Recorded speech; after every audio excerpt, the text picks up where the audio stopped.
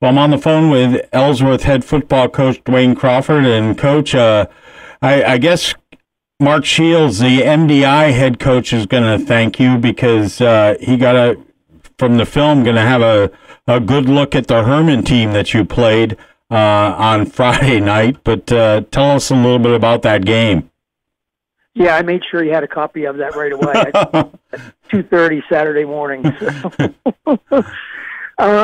I mean, so when, I gave this a lot of thought knowing we were going to have this conversation this morning, and a couple of things. I mean, that's a team we shouldn't even be on the field with.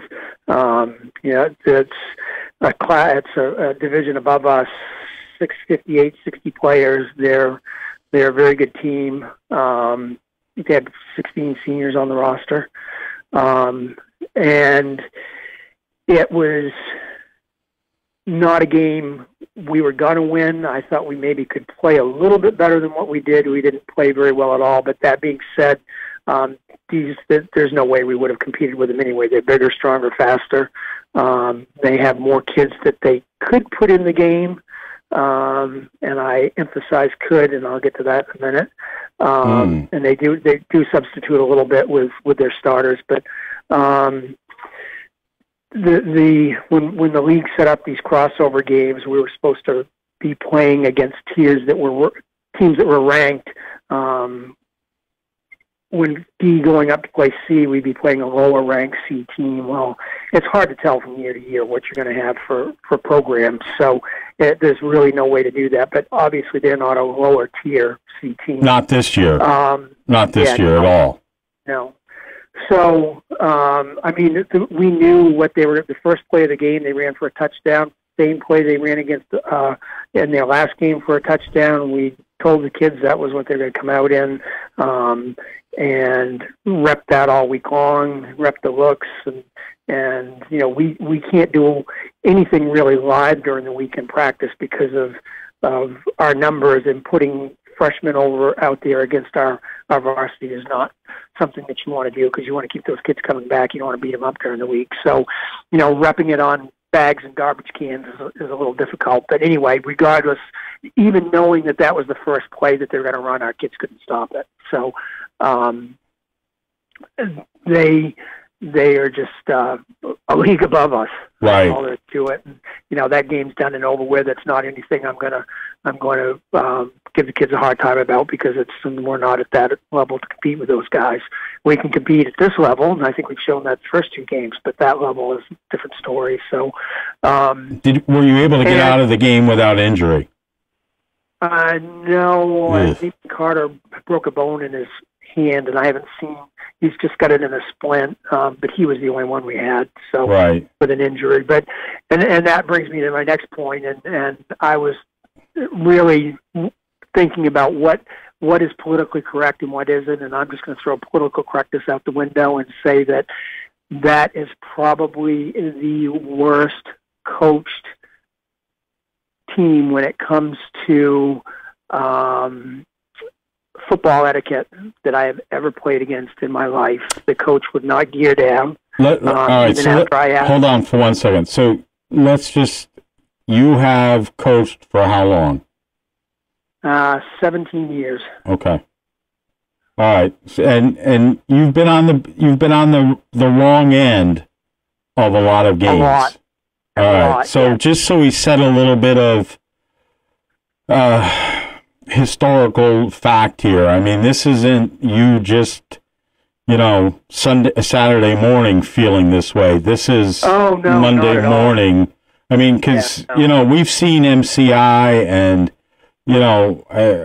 I have commented to you that when I saw MCI play against Ellsworth a couple of years ago, I mean, they were continuing onside kicks when the score was 70-something to nothing. Or 2 or 3 years ago. And I mean, we've seen a Bucksport team that didn't pull starters in the past. So with that being said, continue. Well, Bucksport has pulled starters in the past. Okay. And MCI has geared down with seconds who are still better than our first. And And I think on the onside kick thing, I talked to their staff about that, and that was something that, we ask kids to squib the ball and squib it deep, and sometimes it ends up being a 10-yard thing because the kicker just misses it. So, but Orno, same thing. I mean, we've been blown out by Orno, but Bobby's a classy guy, and he always gears down. And I mean, he'll be up 40-0 and let us score 20 points and feel good about ourselves. Right. So, I mean, those coaches have been in the league a long time, but when you have, and I told their coach in the third quarter, I said, I got 12 stars. I need to get them out. This is not a division game. I have games coming up we need to play. Please gear down so I can get these guys off the field, and he refused to do it. So, with 47 kids standing on the sideline. And, yeah. Did he say why? I mean, I've known Kyle Gallant, who is a Hermon coach. Now, this is his first head coaching position. Yeah. Well, I'm just going to leave it at that. Okay. Brave. I just think it was poorly done on his part. I told him so, and that's what gives football a bad name when you have a coach that refuses to gear down for the safety of the sport and for the integrity. I mean, it doesn't do you any good just to keep your starters out there. No. You've got to win game one. Get them out of there. Give them a break. So anyway, that's my soapbox. I love football. I'm passionate about it, and I think that to preserve this game and to get growing, we need to do everything we can to protect our players and get more kids more reps so that they don't feel left out and just go to games and stand on the sidelines and watch the same however many players, it might be 15 or 20 or depending on how many they rotate in, play the game the whole time. So but other than that, we have Houlton coming up, homecoming, and we're excited about that. The kids are excited. This is, like I said, a great group of kids, and they never give up. They know they're going to be outmanned week in and week out, but conditioning-wise, we're in incredible shapes, and they've been, they played 2 games in the middle of the day on Saturdays in the heat, and this past game we only had 120 snaps, I think, as opposed to 168 in the one against Mount View. So cooler temperatures, and really looking forward to getting out there and playing at our level and playing against Hermon, who's well coached, and not Hermon, Houlton. Sorry, yeah. Too many H's. We play too many H's. All right, so let's talk about the Houlton here. I mean, Houlton's won 2 games by shutout, and they lost this past Friday night to Mount Academy. What do you know about the Houlton team?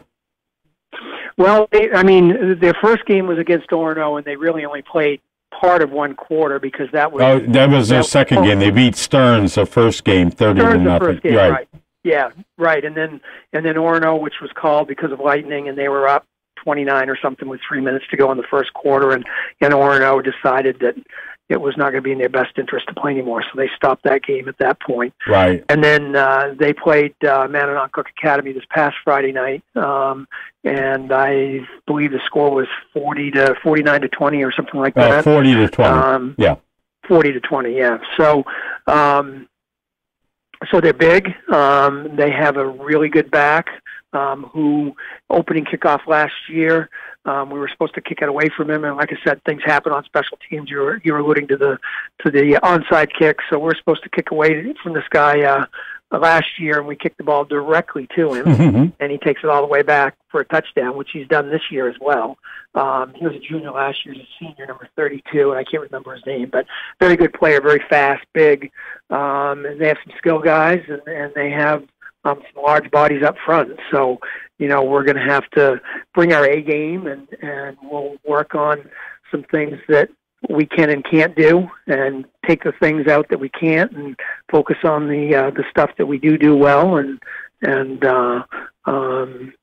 we threw a lot of stuff at the kids last week just to get stuff in so we could get a chance to look at it, knowing we had a stretch coming up that was in our division and we could be competitive with, and we wanted to get these things in and see what they looked like, even though it was against a team far superior to us. But so we'll just go with what we think we can do, and isolate those plays and run them so the kids don't even have to think about them, and get ready and go out there and play Friday night. Tomorrow we're supposed to have a lot of rain with, I guess, with this tropical depression, tropical storm Jose. You move into the gym, you go out and practice in the rain right now. What do you plan on doing with that? Well, it depends on how hard it rains. I mean, if it's a downpour, you can't get anything done. Right. And then you risk, you're slipping and sliding. And that's the thing. I mean, especially with football, you go out there and a lot of people say, well, geez, you play football in the rain. Well, you do, but you don't want to go out there and practice and slop and slime, and especially with high school kids who never wash their equipment. Exactly. You have to get on them. I mean, you really have to threaten them to take their stuff home and wash it. So you go out there and you slide around in the mud, and it's not like you just have a pair of shorts and a pair of sneakers and a T-shirt you got to wash. It's shoulder pads and helmets that cover it, and then you're slipping and sliding with contact, and you're just taking a chance on injury. So we'll go inside if it's downpouring. If it's just a light rain or a mist, then we'll stay outside. And tonight we have all of our freshmen and a couple of new players going down to MDI to play in a JV round robin type tournament with a couple other teams. So we'll just have our varsity starters there tonight. So we'll just walk through what we want to do, what we want to implement, what the defense is going to look like for these guys, what changes we need to make to get around losing Damien and go from there.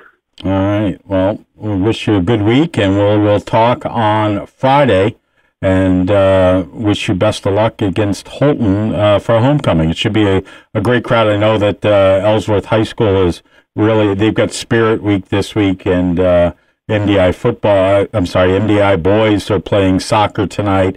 The MDI girls are playing Ellsworth in soccer tomorrow. So it's a big week at Ellsworth High School, and then the dance next Saturday, and it's nice to have football as part of homecoming activities.